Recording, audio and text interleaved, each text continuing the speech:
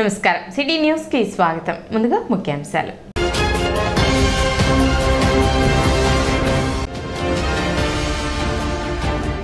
రాముని ప్రతిష్ఠ సందర్భంగా వాడవాడల రామనామ స్మరణతో మారుమ్రోగిన తెనాలి.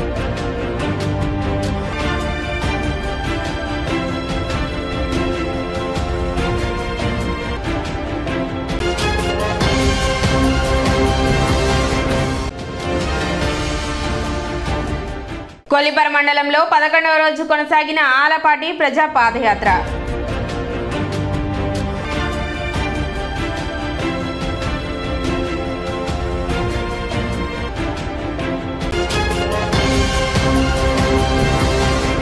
స్పందన ద్వారా సబ్ కలెక్టర్ కార్యాలయంలో 10 అర్జీలు అందాయని సబ్ కలెక్టర్ ప్రకాష్ జైన్ తెలిపారు. సబ్ కలెక్టర్ కార్యాలయంలో ప్రతి సోమవారం నిర్వహించే గ్రీవెన్స్ లో సబ్ కలెక్టర్ కు 10 అర్జీలు అందాయి. వాటిని వీలైనంత త్వరగా పరిష్కరించేలా చర్యలు తీసుకుంటామని సబ్ కలెక్టర్ ప్రకాష్ జైన్ తెలిపారు.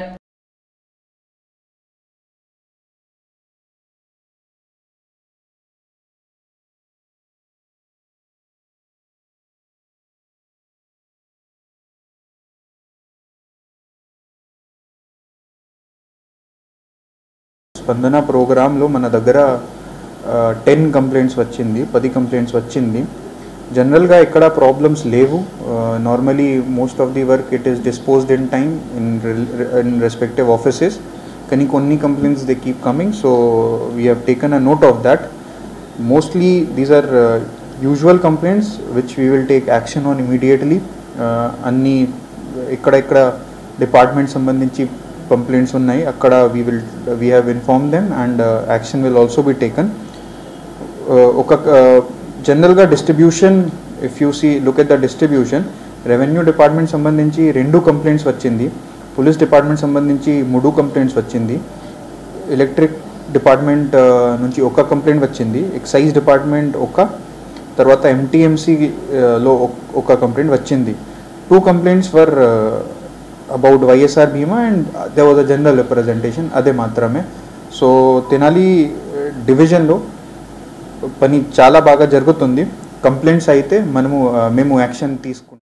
అదేవిధంగా తహసీల్దార్ కార్యాలయంలో నిర్వహించిన గ్రీవెన్స్ ను తహసీల్దార్ రవిబాబు స్వీకరించారు.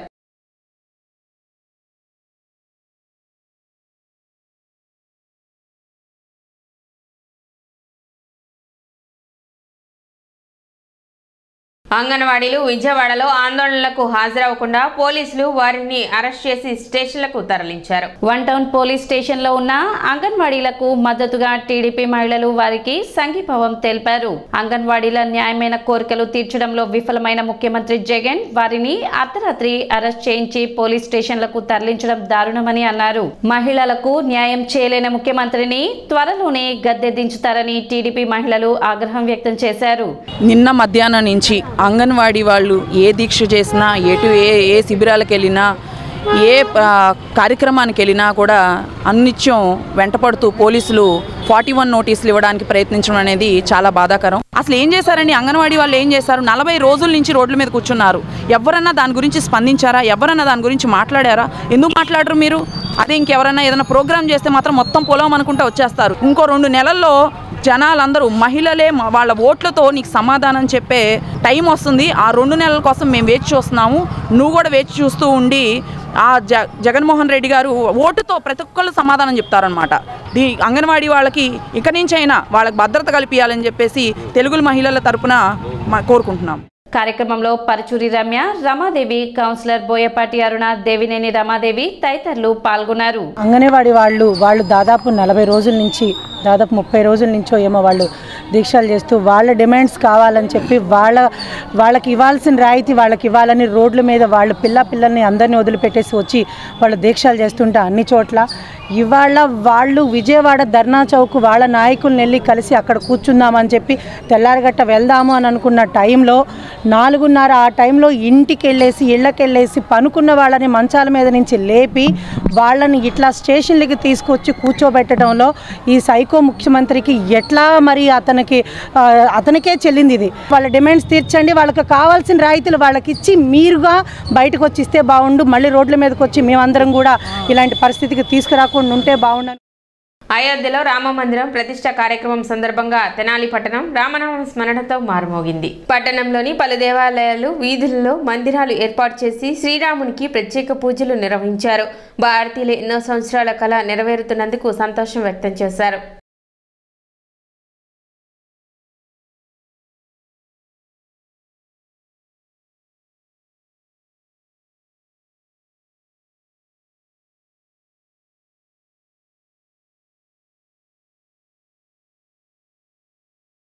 అయోధ్యలోని బాలరాముని విగ్రహ ప్రతిష్టా మహోత్సవాన్ని పురస్కరించుకుని ఈ రోజున తెనాలిలోని శ్రీ సూచలాసమిత పంచముఖ ఆంజనేయ స్వామి ఆలయంలో విశేష పూజాది కార్యక్రమం నిర్వహించడం జరిగింది.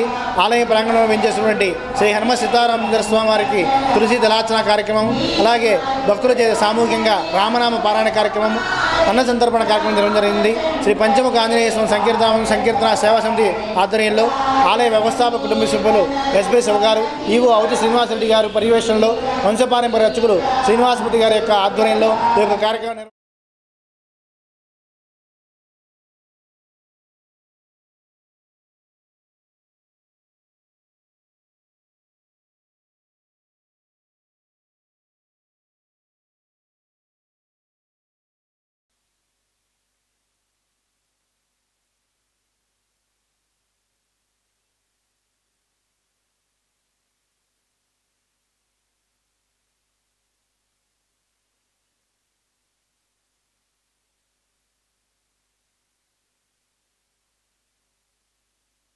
అయోధ్యలో జరుగుతున్నటువంటి బాల రామచంద్రుని విగ్రహ ప్రాణ ప్రతిష్ఠ సందర్భంగా ఈ చంద్రావూరు పార్క్ సెంటర్లో రామభక్త బృందం ఆధ్వర్యంలో ఆ కార్యక్రమాన్ని పురస్కరించుకుని శ్రీరాముల వారికి మరి పుష్పమాలలు అలంకరించి పూజా కార్యక్రమాలు నిర్వహించి తదుపరి విచ్చేసిన భక్తులకి ప్రసాద వితరణ కూడా ఒక 500 మందికి చేయటం జరిగింది. గుడివాడ తాలూకా రాఘవాపురంలో జన్మించిన అక్కినేని నాగేశ్వరరావు తెలుగు చలనచిత్ర రంగంలో ఎక్కని స్థాయి లేదని సాయి లక్కరాజు అన్నారు. సోమవారం సాయంత్రం 4 గంటలకు స్థానిక మార్స్పేట స్వరలయ కార్యాలయంలో జరిగిన అక్కినేని 10వ వర్ధంతి సదస్సుకు స్వరలయ వేదిక వ్యవస్థాపక అధ్యక్షులు సాయి లక్కరాజు ప్రారంభించి ప్రసంగించారు. స్వరలయ వేదిక సభ్యులు విశ్రాంత బ్యాంక్ అధికారి డి సుబ్రహ్మణ్యేశ్వరరావు మాట్లాడుతూ తెలుగు సినిమా పుట్టింది 1931లో, అక్కినేని సినీ నటులైంది 1941లో. అంతేకాక పద్మశ్రీ, పద్మభూషణ్, పద్మవిభూషణ్ 3 పద్మలు అందుకున్న తొలి నటులు అక్కినేని అన్నారు. తొలుత స్వరలయ వ్యవస్థాపకులు సాయి లక్కరాజు, సుబ్రహ్మణ్యేశ్వరరావు అక్కినేని చిత్రపటానికి పూలమాలలు వేసి ఘనంగా నివాళులు అర్పించారు. ఈ కార్యక్రమంలో శ్రీధర్, నటులు మల్లేశ్వరరావు, హేమాచారి, సురేష్ బాబు, రొంపిచెల్ల సురేష్, జె ఉమామేశ్వరరావు తదితరులు పాల్గొని నటులు అక్కినేని నాగేశ్వరరావు చిత్రపటానికి పూలమాలలతో నివాళులు అర్పించారు. అంటే బహుశా ఆయన వయసు అప్పుడు 6 ఏళ్ళు ఉంటాయి. 6 ఏళ్ల వయసులో ఆయన హరిశ్చంద్ర అని నాటకంలో నారదుడుగా హరిశ్చంద్రలు వేశారు. తర్వాత నారదుడుగా శ్రీపాద్ధారణలు వేసినప్పుడు 1941లో మొట్టమొదటిసారిగా సీతారామ జననంలో రాముల వారిగా సినీ హీరోగా అరంగేట్రం చేశారు. 1953లో దేవదాస్గా ఎటువంటి విజయాలు సాధించారో తెలిసిందే. అంటే దాదాపు 1941 నుంచి 2014 దాకా 256 సినిమాల్లో నటించారు ఆయన. అందులో 80% హిట్ సినిమాలు ఉన్నాయి. మరణించినాక 8 ఏళ్ల తర్వాత పవిత్ర హృదయాలు అనే సినిమా కూడా ఈ మధ్యకాలం రిలీజ్ అవ్వడం జరిగింది. అక్కినేని నాగేశ్వరరావు గురించి తెలియని నటుడు ఉండరు.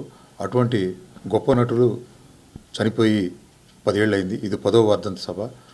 వారి స్మృతిస్తూ ఇక్కడ స్వరలయ సభ్యులు, కళాభిమానులు, నటులు మేమంతా ఆయన అక్కినేని నాగేశ్వరరావు గారి చలనచిత్రాన్ని చేసే సేవల్ని గుర్తు చేసుకుంటూ వారి స్మారకంగా తెనాల్లో త్వరలో స్మారక అవార్డు, అక్కినేని స్మారక అవార్డును పెట్టి సుప్రసిద్ధ కళాకారులకి ఇవ్వాలని నిర్ణయించడం జరిగింది. తెలుగు సినిమా పుట్టిన కరెక్ట్గా దశాబ్దానికి జన్మించిన స్వర్గీయ అక్కినేని నాగేశ్వరరావు గారు వారి జీవితకాలంలో మిగతా నటులు ఏది సాధించలేని విధంగా 3 అత్యుత్తమ అవార్డులు, పద్మశ్రీ, పద్మవిభూషణ్, పద్మభూషణ్, ఈ అవార్డు పొందిన ఏకైక నటుడు. ఇప్పటికీ చిరస్థాయిగా అందరి మధ్యలో ఉన్నారు. ఆయన మేనరిజమ్స్ మనం ఎక్కడ చూసినా కానీ సింపుల్ గిట్ట పెడితే అండ్ నాగేశ్వరరావు గారు అని చెప్పే మేనరిజం ఇప్పటికీ ఉంది. ఇప్పుడంతా కొత్త వచ్చినాయి కానీ ఈ మేనరిజం ఇప్పటికి కూడా మనకి ఆయన గురించి ఏం చెప్పక్కల, ఇట్లా పెట్టి ఇట్లా అంటే నాగేశ్వరరావు గారు.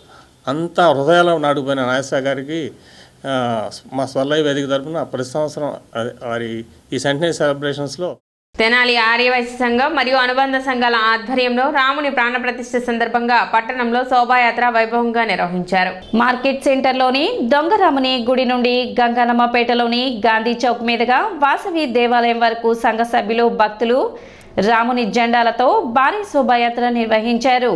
రామనామ భజనలతో పట్టణంలోని పురవీధులు మారుమ్రోగాయి. అయోధ్యలో 500 ఏళ్ల తర్వాత మోదీ నేతృత్వంలో రాముల వారి గుడి కట్టడం అందరికీ గర్వకారణమని ఆర్యవైశ్య సంఘ ప్రతినిధులు తెలిపారు. డీజేలు, తప్పెట్లు, భజనలతో శోభాయాత్ర వైభవంగా జరిగింది.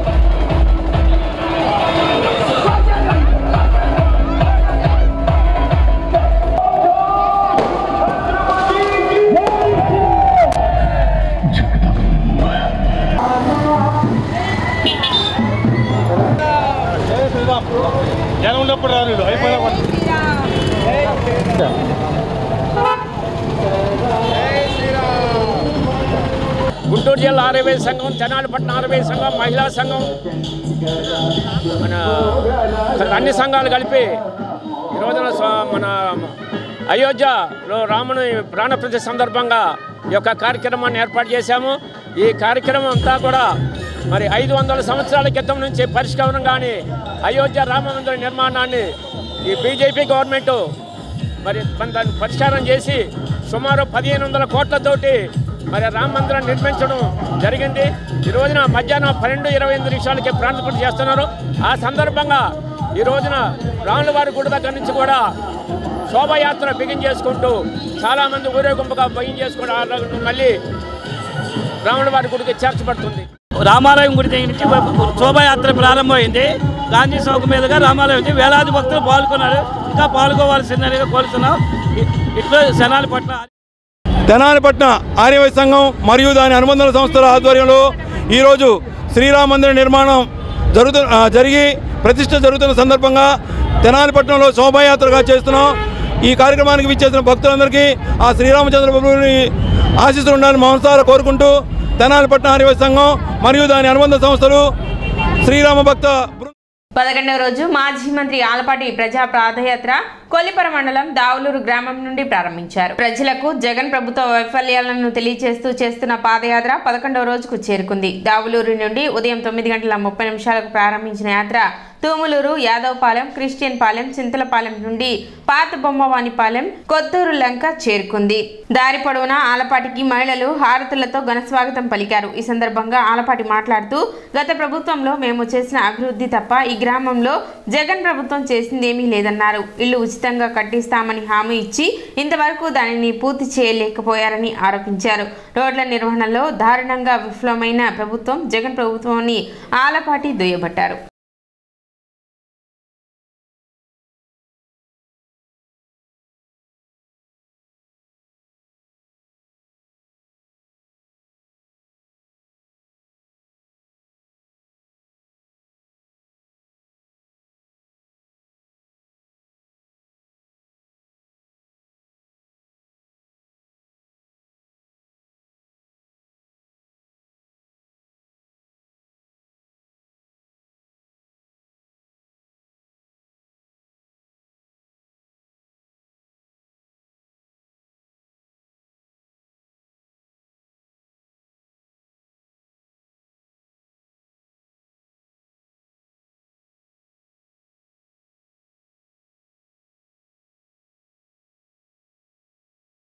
తెలుగుదేశం పార్టీ, జనసేన పొత్తుతో ఏర్పడినటువంటి నాయకత్వం. ఆ నాయకత్వంలో చంద్రబాబు నాయుడు గారు, పవన్ కళ్యాణ్ గారు, లోకేష్ గారు కలిసి ప్రజలకు ఇచ్చినటువంటి భరోసా తెలియజేయడానికి ఈ యాత్ర ప్రారంభమై 10 రోజులు కావస్తూ ఉంది. ఏ గ్రామంలో చూసినా కూడా సంక్షేమం లేదు, అభివృద్ధి లేదు. వీళ్ళు చెప్పే సామాజిక మార్పుకి సంకేతం కూడా ఎక్కడ కూడా కనపడినటువంటి అంశం. మేము కట్టిన గుడులు కానీ, శ్మశానం కానీ, మేము చేసిన అభివృద్ధి తప్పితే ఇంకెక్కడ కూడా కనపట్ల. వీళ్ళు చేసిన అభివృద్ధి ఏంటంటే సొంతింటి కల సాకారం చేస్తామని చెప్పి పేదవాడిని మోసం చేసినటువంటి సంఘటన. రూపాయికే ఇల్లు కడతానని చెప్పి అప్పులు పాలు చేసినటువంటి సందర్భం. ఎవరికి ఏ రకమైనటువంటి ఆ హామీల ద్వారా వాళ్ళ యొక్క జీవితాల్లో మార్పు జరిగినాయి. పేదవాడిని ఇంకా పేదవాడిగా చేయడానికి ప్రయత్నించిందని చెప్తే ఈ ప్రభుత్వం ఇవాళ ఆనాడు చంద్రబాబు నాయుడు పుణ్యమా అంటూ దళితులకి జగజ్జీవన్ రావు జీవన జ్యోతి పథకం కింద ఉచిత విద్యుత్తునిస్తే మిగతా వర్గాలకి మీ వల్ల ఈ రోజున విద్యుత్ ఛార్జీలు ఎంత భారమైనవి అనేది ఒకసారి గుర్తు తెచ్చుకోవాల్సిన అవసరం ఉంది. నేను ఎక్కడో సమస్య చర్చించదలుచుకోవాలా. ఈనాడు నిత్యం అనుభవించే సమస్య సామాన్యం మానవుడి మీద 9 సార్లు కరెంటు పెంచి రకరకాల ట్రూ అప్ ఛార్జెస్ అని చెప్పి ఈ రోజున మోయలేనంత భారం. కరెంటు ఉన్నా లేకపోయినా పర్లేదు అనేటువంటి భావానికి ప్రజలు వచ్చారు అంటే మీరు ఏ రకమైన పాలన అందిస్తున్నారని చెప్పి పేదవాడికి నేను అడుగుతూ ఉన్నాను.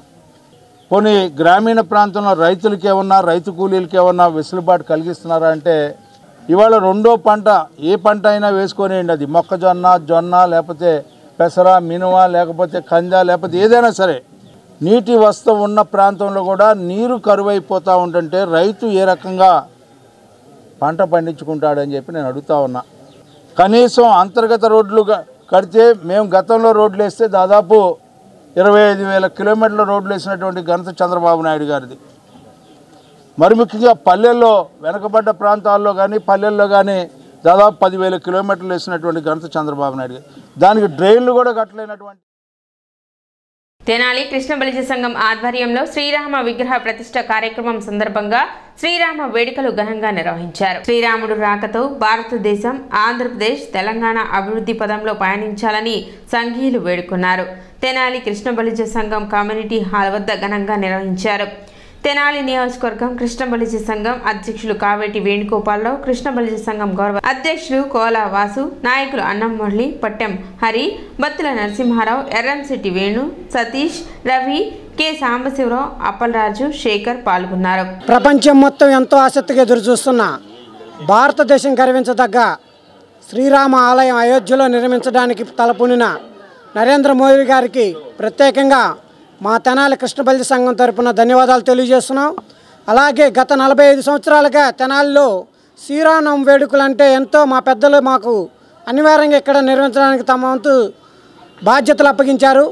ఇక్కడ ఇస్లాంపేట 18వ వార్డు 17వ వార్డు కలిపి శ్రీరామనవమి వేడుకలు ఎప్పుడు ఎంతో ఘనంగా నిర్వహిస్తాం.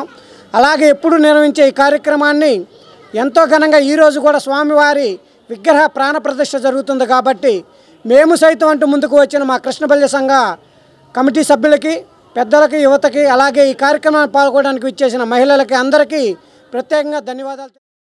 ప్రపంచవ్యాప్తంగా ఎప్పుడా అని చెప్పి ఎదురు చూస్తూ ఉన్నాం. ఈరోజు 12:30 ప్రాణ ప్రతిష్టాపన చేసినటువంటి శ్రీ బాలరాముల్ని ఈరోజు ప్రపంచవ్యాప్తంగా చూస్తూ ఉన్నారు.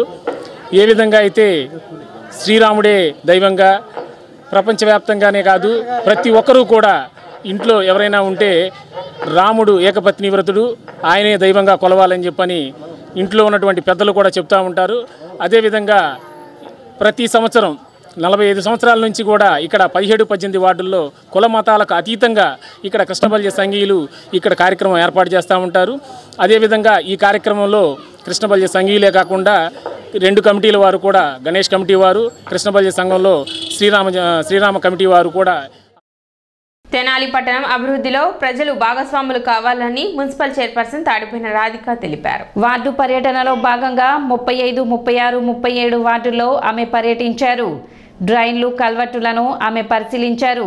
సైడ్ డ్రైన్లపై నిర్మించిన అక్రమ నిర్మాణాలను తొలగింపచేయాలని సూచించారు. ఈ సందర్భంగా ఆమె మాట్లాడుతూ వ్యాపారస్తులు రోడ్లను ఆక్రమించకుండా పురపాలక సంఘానికి సహకరించి వ్యాపారాలు చేసుకోవాలని కోరారు. అదేవిధంగా పట్టణాభివృద్ధికి ప్రతి ఒక్కరూ సహకరించాలని ఆమె సూచించారు. కార్యక్రమంలో పలువురు వైసీపీ నాయకులు, కార్యకర్తలు, పురపాలక సంఘ సిబ్బంది పాల్గొన్నారు.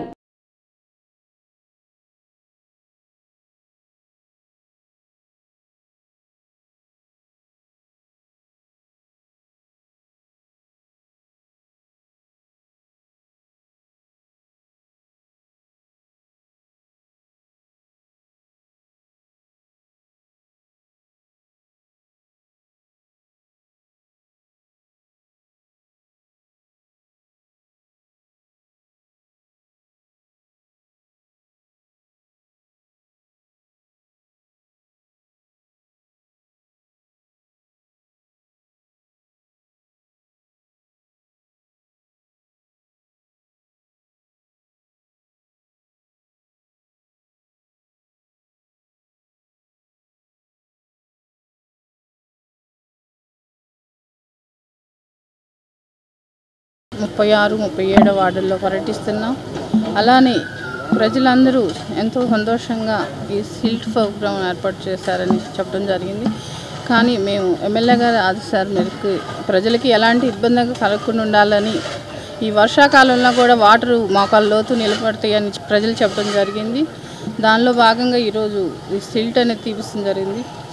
రాబోయే రోజుల్లో కూడా ప్రజలకి ఎలాంటి ఇబ్బంది కలగకుండా ఉండాలని ఒక గొప్ప ఉద్దేశంతో స్టార్ట్ చేయడం జరిగింది. అలానే రాబోయే రోజుల్లో సుందర తెనాలిలాగా తీర్చిదిద్దుతామని కోరుకుంటున్నాను.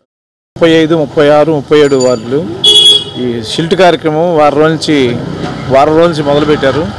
ఈ షిల్ట్ తీయటం చాలా ఉపయోగకరమైంది. రేపు వర్షాలు కురిస్తే ఆ వాటర్ అంతా ఈ కాలువల్లో నుంచి వెళ్ళిపోవటానికి. ఈ కాలువలు పెద్ద కాలువలు ఉన్నాయి, కానీ ఈ షిల్ట్ అంతా ఉండిపోయి వాటర్ పైన వెళ్తున్నాయి. వర్షం వస్తే మాత్రం నీళ్లు మోకాళ్ళలో నిలబడుతున్నాయి. అందువలన షిల్ట్ తీయటం చాలా ఉపయోగకరమైంది.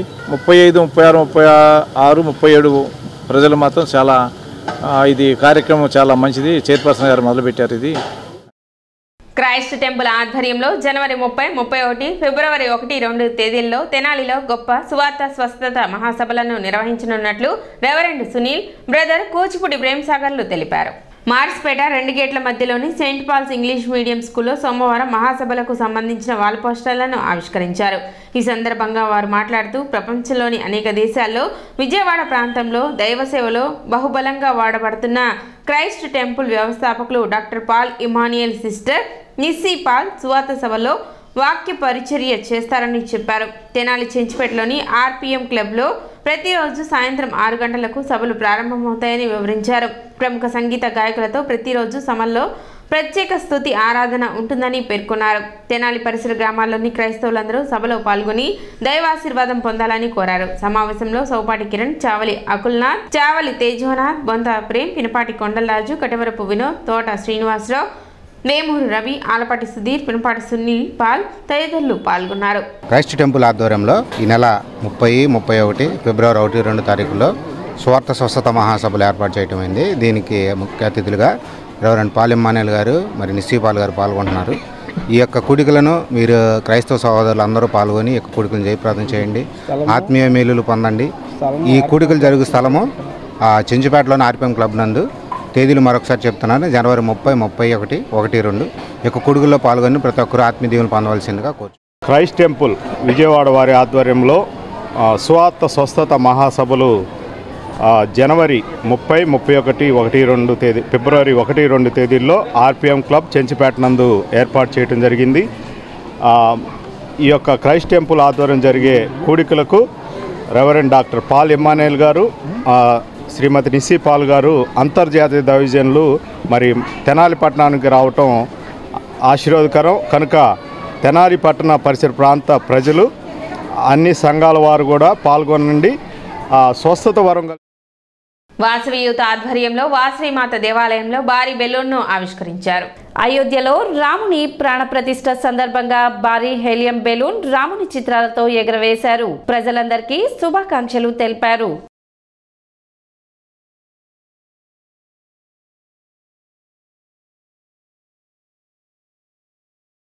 వాసవి యూత్ తెనాలి వారి ఆధ్వర్యంలో ఈరోజు ప్రతిష్టాత్మకంగా తీసుకున్న మోడీ గారు అయోధ్యలో ఈరోజు బాలరాముడు విగ్రహ ప్రతిష్ఠ సందర్భంగా ఈరోజు తెనాల్లో హీలియం బెలూన్ని రిలీజ్ చేసి శుభాకాంక్షలు తెలియజేస్తున్నాం. ఈ వాసవి యూత్ ఈరోజు ఈ నూతన కమిటీలో ఈ విధంగా నూతనోత్సాహంతో ఈ కార్యక్రమాన్ని స్టార్ట్ చేయడం జరుగుతుంది. మరి ఈ అధ్యక్ష కార్యదర్శులు కూడా చాలా ఇంట్రెస్టింగ్గా ఉండి చాలా బాగా చేయడానికి ఇంకా ప్రోత్సాహంగా ఉన్నారు. వాసవి తెనాలి వాళ్ళ ఆధ్వర్యంలో జై శ్రీరామ్ నినాదంతో హీలియం బెలూన్ ఎగరేయడానికి మీ కమిటీ సభ్యులు మరియు వాసవి యూత్ ప్రెసిడెంట్ సెక్రటరీలు పూనుకున్నాము. ఈ జయప్రదం బోస్ రోడ్లోని రామ మందిరం వద్ద అయోధ్యలోని రాముని ప్రాణప్రతిష్ఠ సందర్భంగా ప్రత్యేక పూజలు నిర్వహించారు. ఎన్నో ఏళ్ల రామ భక్తుల కళ నేటితో నెరవేరడం ఆనందంగా ఉందని ఉదయం నుండి స్వామివారికి ప్రత్యేక పూజలు నిర్వహించి భక్తులకు ప్రసాదం పంపిణీ చేయడం జరిగిందని ఆలయ అర్చకులు తెలిపారు.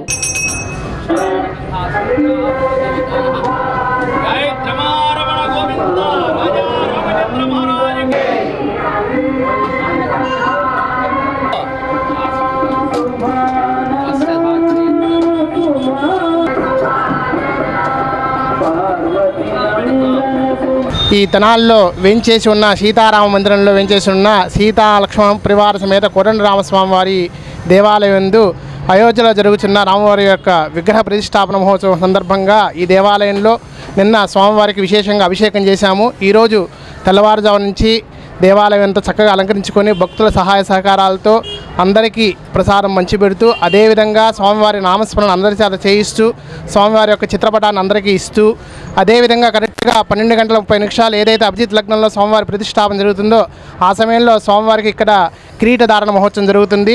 అదేవిధంగా ప్రసాదం కూడా అందరికీ భక్తులకు పంచిపెడుతూ ఆ రాముణ్ణి ఈ రాముల్లో అందరూ చూసుకోవాలని చెప్పి మేము కోరుకుంటున్నాము. సిటీ న్యూస్ ముగించే ముందు ముఖ్యాంశాలు మరోసారి.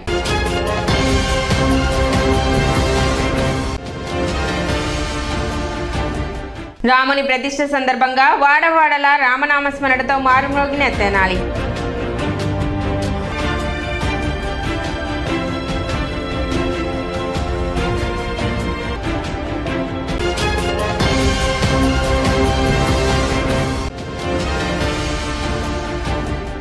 కొల్లిపర మండలంలో 11వ రోజు కొనసాగిన ఆలపాటి ప్రజా పాదయాత్ర.